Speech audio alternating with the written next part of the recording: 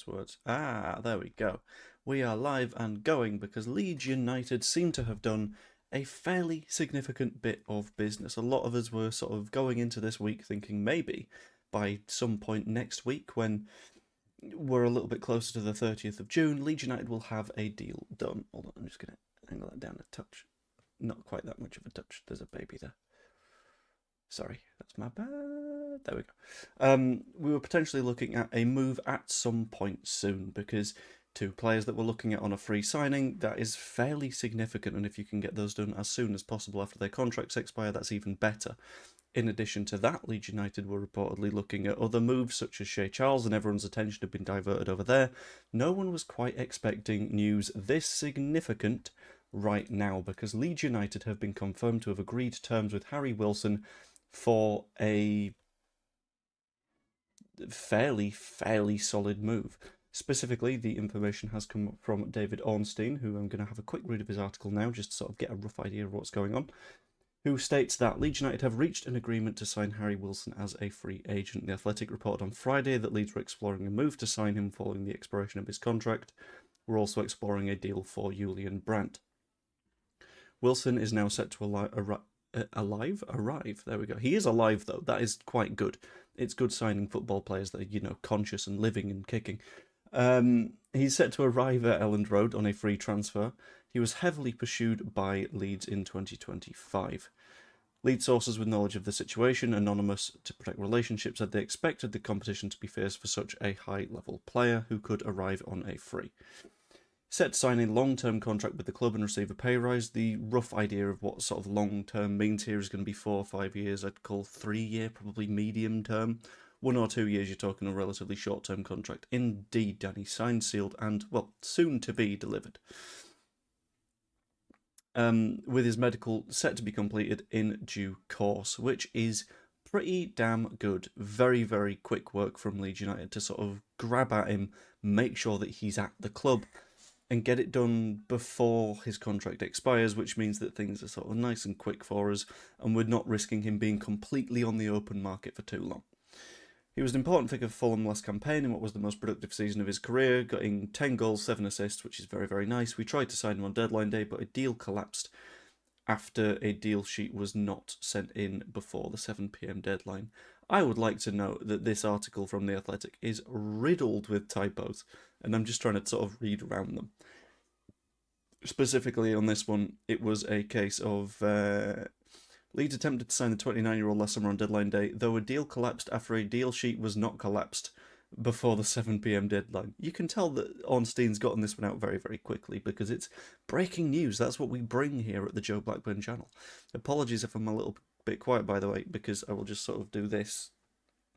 There is a sleepy baby currently having a nap on me, so that's causing a little bit of an issue. Leeds sources briefed on the situation, speaking on the condition of anonymity, indicated that Fulham's portion wasn't completed before the deadline, whilst Fulham sources indicated the club had made clear that Wilson wasn't for sale. So that says that we were basically like, yeah, this is basically done on our end, and I feel like we might have gotten Swansea Dan James'd in that situation, which isn't the best of things, but that kind of happens. Following his stoppage time winner against Brighton in January, his third goal in a run of 4 games, former head coach Marco Silva, former is very important here, stated that Fulham have to do the maximum to keep Wilson beyond the expiry of his contract.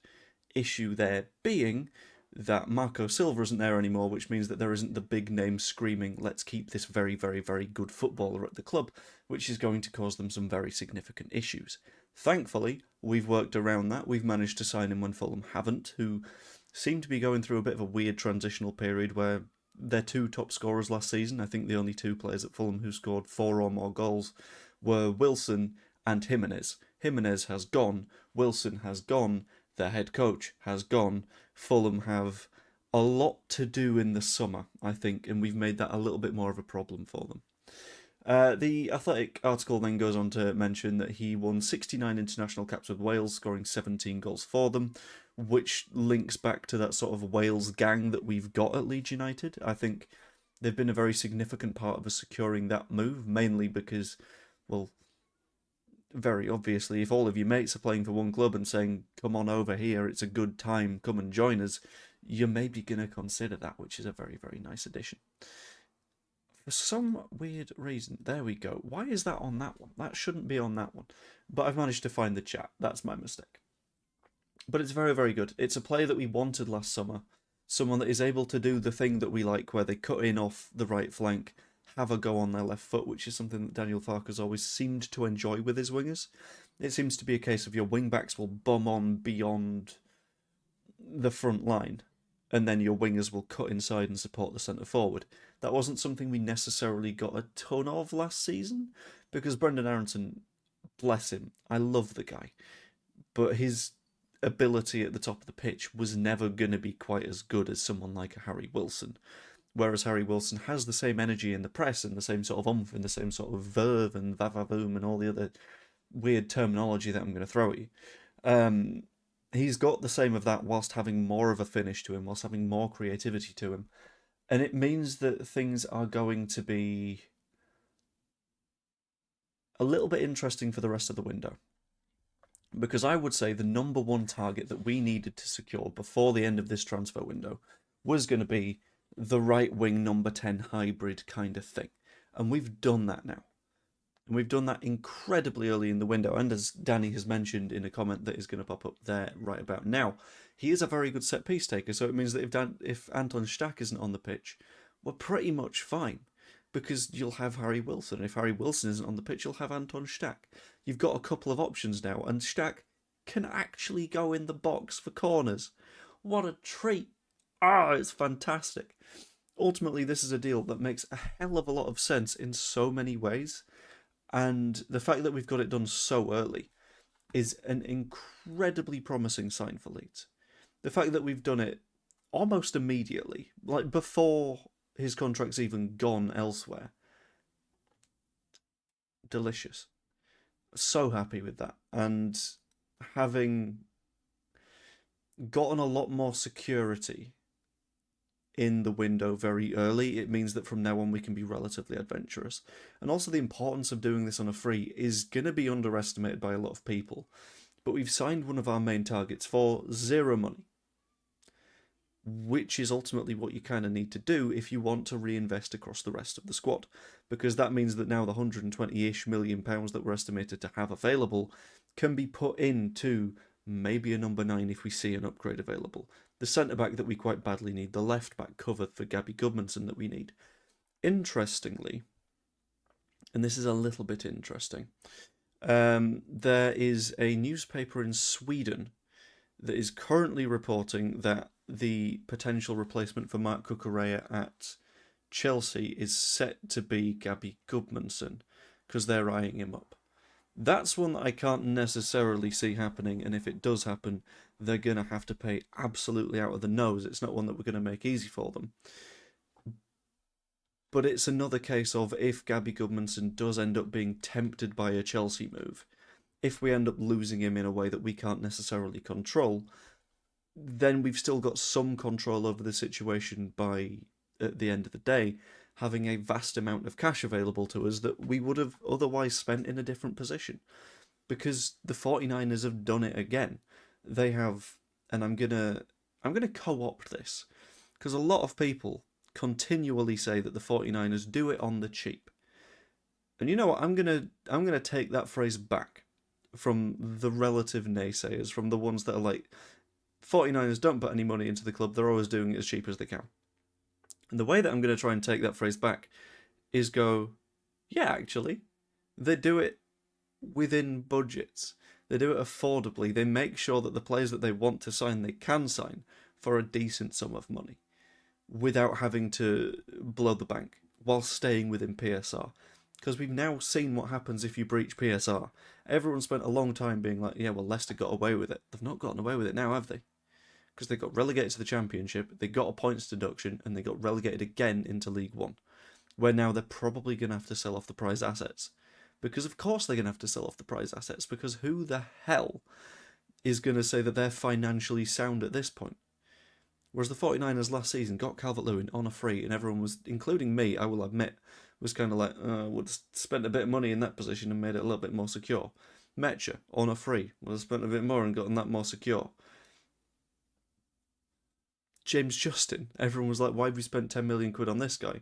He played the vast majority of matches in the back half of the season because, you know what? He is a ridiculously versatile defender who can play entirely across the line and cover everything he needs to. This is, in my personal opinion, and a lot of people will have opinions that completely disagree with this, and that is fine. One of the 49ers' greatest strengths is squad building. And I think the signing of Harry Wilson is even more evidence that fits that. The signing of Harry Wilson is essentially a way of going, yeah, we are secure now. It's borderline done that we will be very, very safe next season because the sort of core of the squad that we had last year was good enough to stay up. That core has not gotten worse. Let's recognise that. Thank you very much, Robson Clark. Also, if anyone's got any questions or comments or anything, please throw them at the chat because it's always massively appreciated to just sort of discuss everything in more detail. Leeds themselves have not released anything on it, but that would be because it's still pending a medical. And whilst you might be of the opinion that nothing's done until the club officially announce it, which sure has been the case 1 or 2 times in the past, it is very, very rare that David Ornstein and Beren Cross and Sky Sports and Graham Smith and the BBC will get a story wrong all at the same time, all on the same story, all in the exact same way. I respect that some people are sort of it's not news until the club have announced it. At this point, the club might as well just announce that he's there for a medical, because we know that he's there for a medical at this point. In terms of what that contract looks like, it's sort of interesting. Because we know that his deal at Fulham was something like £55,000 a week, which is decent Premier League wages, but it's not sort of superstar Premier League wages. And we also know that Leeds United have offered him higher wages, but that's fine.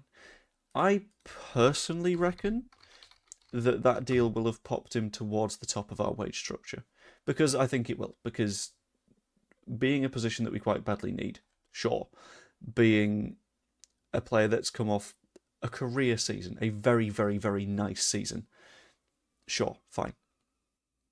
The most we're paying any player per week at the moment is Dominic Calvert-Lewin on 100 grand a week. Sean Longstaff is second place, which is a bit weird to me, but that also makes sense. We signed him from another Premier League club. We thought he'd play a lot more than he has done at 80 grand. I think he's going to fall maybe in the 90 to 100 range, maybe 90 to 110, which is honestly fairly reasonable wages for a player that's shown that he's got the ability that he has, especially last season. Leeds down in South Africa. We must not forget sports management is their core business. They're a lot smarter at this than fans. They are. They are ridiculously good when it comes to doing this kind of stuff. And I understand that plenty of people will look at everything and kind of go, well, the 49ers messed up the first season or whatever. A lot of people came into this with the assumption that it's American owners, therefore they'll get it wrong. We're at the point now where we need to show them significantly more respect than we did in the past. This isn't amateur hour like we saw with Victor Orta sometimes, where he'd want a target and he'd basically announce it via Fabrizio Romano, and then it'd fall apart. And then he'd get another signing. It'd be, this time, we're doing, was it Bamba Dieng, maybe? We've got Gakpo. No, we've not. We've got Bamba Dieng. No, we've not. Oh, shit. What do we do now? Willy Gnonto, and he's still in Switzerland because we've not had time to fly him out. Gnonto, by the way, good signing, but he was planned for that January. By comparison, we're getting moves that we want done early. And it is a very promising sign for the rest of the window that we're going to keep that momentum going and we're not going to overpay. And that makes me very happy. And we're doing this all at the same time as massively expanding the stadium. So at the moment, I don't have a single complaint about the way that we're doing things. It is fantastic. Randall Joseph Lang says that it'll be official on July the 1st. I don't necessarily think that's the case. I think the way that we will do it is once the... How do I phrase it? Once the medical is done, I reckon the move gets announced on Twitter or the club website or wherever you want to look at club announcements. It's completely up to you. But it will be announced with the statement also stating that he will officially join the club on the 1st of July. We won't be permanently like grabbing him on a contract. The contract will state from the 1st of July, you're a Leeds United player, rather than before that, because that would cause havoc with the squad cost ratio rules. This way is a lot cleaner, just to sort of say, look, he's going to be a Leeds player in a few days. For now, he's not officially a Leeds player, but he's done his medical and everything. I think we'll announce before the 1st of July.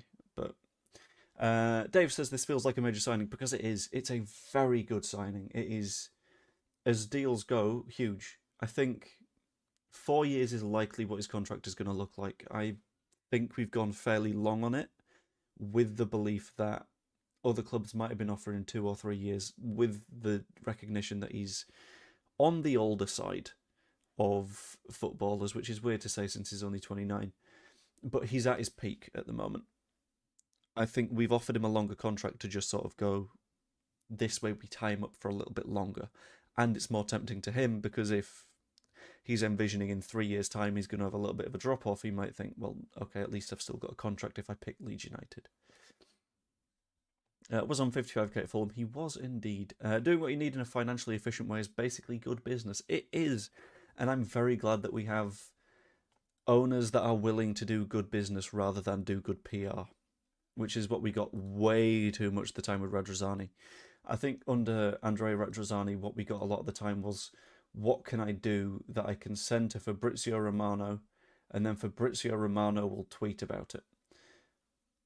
This is significantly nicer. This is a lot neater. And it means that at the end of the day, it's going to serve us better in the long run, as opposed to being a nice shiny headline and then whatever. Very, very good player that we signed for not a massive fee. And several people, and this is so weird to me, have pointed out, like, the 49ers have now had 2 chances to break our club, like, transfer record in terms of, like, players that we're signing. We've got this summer and we had last summer. And it's like, why do we want to do that? If at the end of the day we can sign good players, I don't give a shit what fee we pay for them. What I care about is the fact that we've got a good squad and we will survive again and we will keep doing incredibly well. And that's the position that we're in. I can't remember the book that I read, but I read a book specifically about the business of football and football finance and all this kind of stuff. And it specifically covered how there is a correlation not between your fees and the performance of your squad, but your wage budget and the performance of your squad. Because at the end of the day, if you can pluck a very good player from a distressed seller, then you might only pay the seller 6 million quid, but the player is still going to demand a fairly high wage because there'll be other clubs that are looking at him. By putting so much of our budget into wages, which isn't something that is often very highly reported compared to transfer fees, because transfer fees are the nice big shiny number. Transfer fees are the ones where you get to say they've spent £50 million on a player or whatever. Across a, let's call it we'll go 4-year contract, why not? If he's on 100 grand a week, that's a £20 million outlay on Harry Wilson before you start considering bonuses, before you start considering like signing on fees and stuff like that. We're still investing in the squad, but we're doing it intelligently, which is a delicious change, and I'm so happy that we're doing that. Dubravka going from Burnley to Spurs as well. Is he? Why? Is Dubravka homegrown, maybe?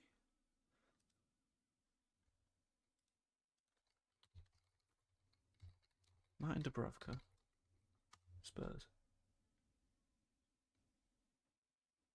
What the fuck? Why?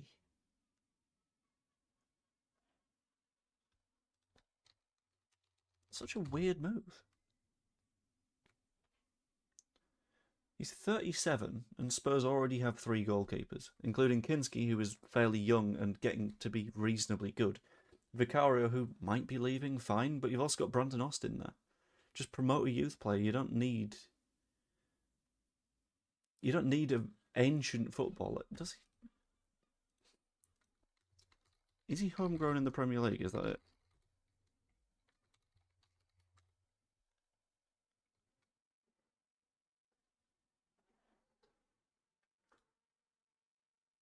Let's have a look.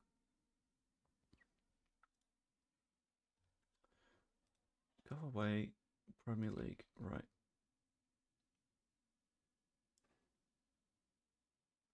Homegrown players have a little star next to them, that's fine. Right, so if I go to Burnley from last season, that's not Burnley, that's Brighton.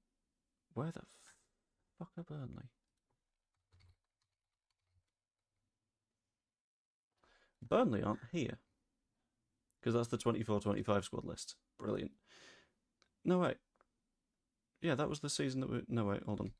25-26 Premier League squad list. This might not be my finest moment. Update squad list. Right, let's find Dubravka.